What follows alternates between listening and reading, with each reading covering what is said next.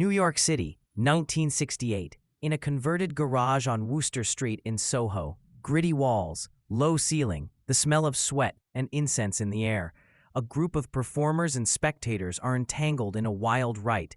This is not a traditional theater with a stage and seats. Here the action unfolds all around, and the audience is part of it, whether they like it or not. An actor draped in a leopard print cloth, eyes wide and body glistening with sweat, leaps onto a wooden table shouting, "I am Dionysus, join me." Around him, other actors and a few audience members form a writhing circle. They chant, they laugh, they shed inhibitions like old skins. In one corner, a cluster of spectators clambers onto scaffolding to get a better view as two performers begin to reenact an ecstatic dance, one that resembles an ancient Greek ritual crossed with a 1960s love-in. A middle-aged couple, clutching their coats, look equal parts scandalized and intrigued as a naked actor streaks past them, pursuing an actress who is beckoning seductively. Amid this carefully orchestrated chaos stands Richard Schechner, the director and mastermind of the evening, his presence somewhat camouflaged among the performers. Dressed casually in jeans and a black turtleneck, Schechner watches like a ringmaster in the circus of Dionysus.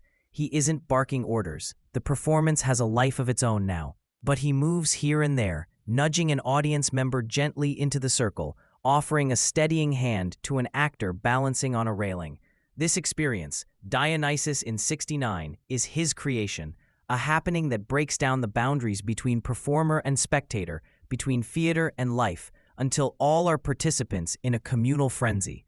The scene in that garage is emblematic of a revolution in theater that Schechner helped ignite. Born in 1934, Richard Schechner came of age in a time of change. By the late 1960s, he was a young professor and director who believed that theater should not be a polite affair of velvet seats and fourth walls. It should grab people, shake them, wake them up. He founded the performance group TPG in 1967, assembling a troupe of actors, artists, and free spirits in downtown New York. They took over the performing garage, an actual garage, transforming it into a flexible space where any corner could be a stage, and every spectator might find themselves in the middle of the action. Schechner was deeply influenced by the era's counterculture and by his studies of rituals and performances from around the world. He'd read Antonin Artaud's calls for a theater of cruelty that would bombard the senses. He'd been impressed by Polish director Jerzy Grotowski's intensely physical, spiritual actor training. He had also traveled to study traditional performances, village ceremonies in Asia, drum dances, and the like, seeking the roots of why humans perform.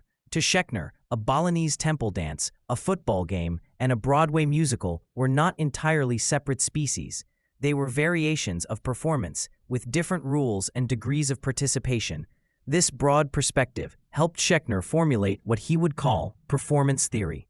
But long before he wrote down his theories, he tested them in shows like Dionysus in '69. This production was an adaptation of Euripides' ancient tragedy, The Bacchae, which tells of how the god Dionysus drives the citizens of Thebes into frenzied revels, leading to the king's gruesome demise. Schechner and TPG turned The Bacchae inside out, rather than a cautionary tale witnessed from afar. Dionysus in '69 invited the audience to become the god's followers for a night. They workshopped it for months, often using unconventional exercises, hours of improvisation, primal scream sessions, even something called attack therapy, where actors confronted each other with raw emotion to break down personal barriers. By opening night, the troupe had devised a production that felt spontaneous, almost dangerous. The performing space had no fixed stage or seating. Spectators found themselves sitting on the floor or on wooden scaffolds, sometimes moving as scenes roamed about the room. The actors broke the story apart, inserting modern commentary, sexual liberation, and direct interaction with the crowd.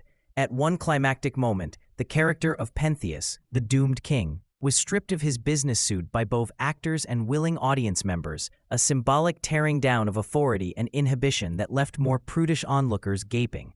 That night, and others like it, often ended with the boundary between theater and reality thoroughly blurred.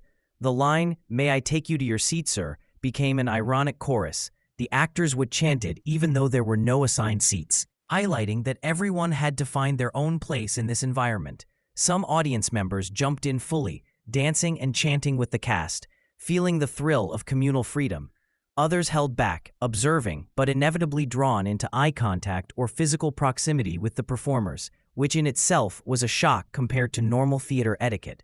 Dionysus in '69 became a downtown sensation. It captured the spirit of the late '60s. Anti-establishment, participatory, sexually frank. Yes, there was nudity and simulated orgiastic riving, scandalous to some, and politically charged. Even legendary filmmaker Brian De Palma came to film the production's final performances, creating a movie that intercut footage from different nights to immortalize that ephemeral happening.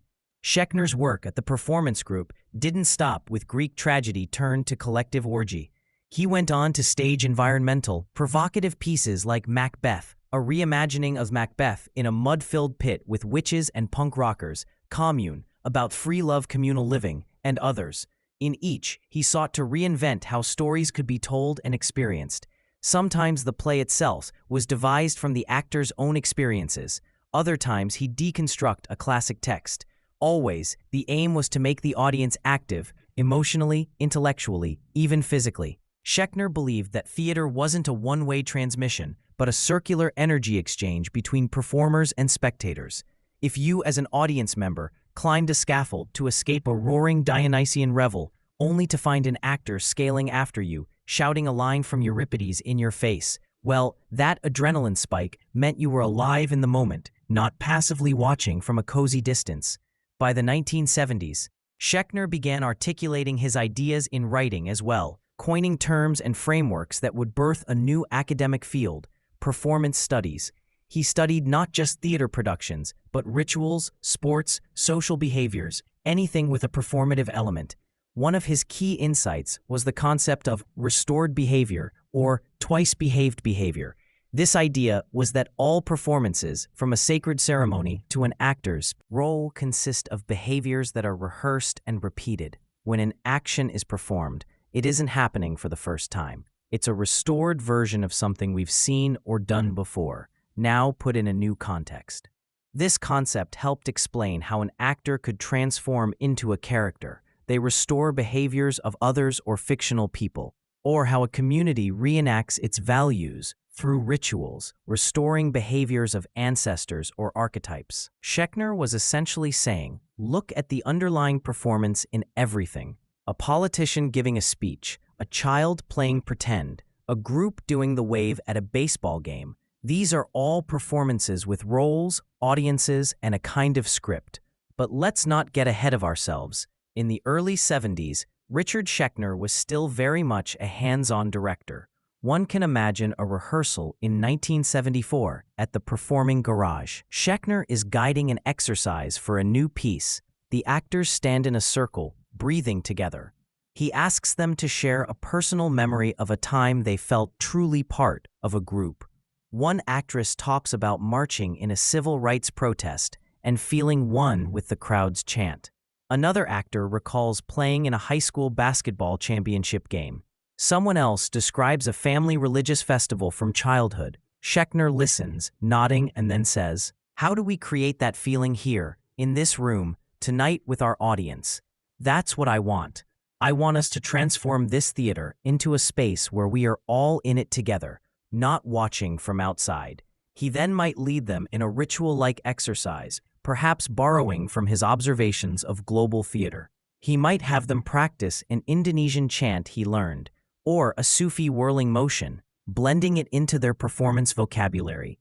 He constantly experiments. What happens if the actors welcome the audience at the door with hugs? What if a scene moves into the restroom, or out to the street? In one instance, the performance group actually did lead audiences out of the theater to parade through the streets as part of a show, a literal breaking out of the confines. Schechner's interest in ritual led him beyond the garage too. He spent time in other cultures observing how performance lives in daily life. A famous example, he traveled to India and was enthralled by the Ramlila, a traditional performance of the epic Ramayana, which takes place over many days in a whole town, with actors playing gods and demons and crowds following from scene to scene, almost like a moving theater. This and other experiences cemented his view that the roots of theater lay in communal, transformative events, not just in the polished proscenium productions of the West. In 1979, Schechner wrote a book called Environmental Theater, recounting the lessons from his experiments. He described the need to reshape spaces, to involve audiences, to use found texts and personal stories. He emphasized the concept of theater as a social event, rather than just an artistic one. He wrote about Dionysus in '69 and how the transformation of an aesthetic event into a social event, where everyone in the room felt part of something, was the ultimate goal. By the 1980s, his writings and practical work laid the groundwork for a more formalized study of performance. He became one of the founders of the Performance Studies Department at New York University, training new generations to look at performance in expansive ways. If you were a student under Schechner, you might one day be analyzing a kabuki play, the next day learning about a Native American healing ceremony, and the day after conducting an exercise in class where you treat the classroom like a stage for a political protest performance. He broke down the walls between disciplines: anthropology, theater, dance, psychology, all fed into understanding performance. Yet Schechner never abandoned the magic of live theater itself. Into the 1990s and beyond, he continued to direct shows worldwide, often revisiting classics through his unique lens. He staged Waiting for Godot in post-Katrina New Orleans, for example, making the environment, a ruined city, part of the performance's meaning, a nod to environmental theater in a broader sense. He remained an active voice in discussions about how performances can affect change or at least awareness. One of his lasting contributions is the idea that performance can be a rehearsal for reality. That is, by acting something out, we, in a way, prepare or experiment with how we live. This can be liberating. A protest can be seen as a performance that prefigures the society the protesters want. A play can allow us to experience dangers and emotions safely, so we better understand them in real life. Now recall that swirling scene at the performing garage. The chant of Dionysus in '69 reaches a climax. In the story of the Bacchae, the frenzied followers eventually tear Pentheus apart, limb from limb, mistaking him for a wild animal. In Schechner's version, the tearing apart of Pentheus becomes a communal catharsis. They don't physically harm him in reality, but symbolically strip away his ego, his status. The actor playing Pentheus has surrendered to the group. He lies on the floor, letting them pile on him in a chaotic embrace. Suddenly, a whistle blows. It's an actor, signaling the end of the ritual. The performers freeze, breathing heavily. The audience members who were involved also pause, uncertain. Schechner slowly steps into the center of the room and thanks everyone for coming, as if concluding a workshop or a ceremony. Some spectators laugh nervously, some clap and cheer uproariously, others are too stunned to react immediately. Over the next minutes, performers and audience disentangle, pat each other on the back, exchange glances that say, "Wow, what did we just experience together?" Strangers who might never speak on a subway find that they've howled in each other's faces or held hands dancing in a circle. A certain barrier has fallen, if only for the night. One older gentleman, a theater critic who came skeptically, scribbles in his notebook, "Not sure this is theater at all, more like a tribal rite or group therapy." But as he writes it, he acknowledges that he felt something raw, maybe even profound. Another audience member, a young man with a burgeoning interest in theater, feels he has seen the future. He walks out into the cool night air with his mind racing. What if all theater could be like that? Alive, responsive, breaking rules. That young man might go on to make his own experimental plays one day. Indeed, many artists were inspired by Schechner's work, even if indirectly. The immersive theater experiences popular in later decades, where audiences roam through warehouses following actors. For example, owe a debt to Schechner's pioneering. The idea that an audience isn't just a passive consumer, but a co-creator of the event, is now almost taken for granted in certain progressive art circles, thanks in part to his influence. As we step back from the Dionysian revelry and watch Richard Schechner turn off the lights in the performing garage, after the last audience member has left, we might notice a satisfied glint in his eye. He sees the messy cushions on the floor, the props strewn about. Evidence of a space well used, boundaries broken.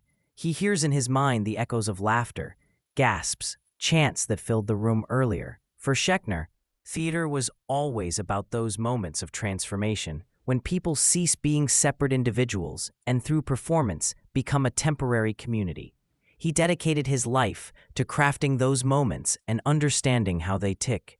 Schechner's legacy is twofold: the thrilling productions he created and the intellectual framework he provided for others to create their own. If you attend a contemporary experimental play where actors pull you into their story, or if you read an analysis comparing a political rally to a stage performance, Schechner's spirit is in the room. He showed us that all the world's a stage is more than a cliché. It's a call to see patterns and possibilities in every human action. And he insisted that the stage itself could be as free and wide as the world, a place where anything can happen and where spectators can be players, and where, perhaps, we rehearse the kind of society we aspire to. In the end, think of Richard Schechner less as a director and more as a shaman of theater, someone who guides participants through a shared ritual. The shaman's goal is healing, understanding, transcendence. Schechner's goal was awakening, connection, transformation. The garage theater might have been humble, but in it he conjured the spirit of Dionysus, the ancient god of theater and revelry, to shake modern souls. And when the spell broke, as all performances must end, those souls carried a spark of Dionysian freedom back into everyday life. That spark, small as it might be, lights the way for performance to continually reinvent itself, and for us to reinvent the world as a stage where everyone can play a part.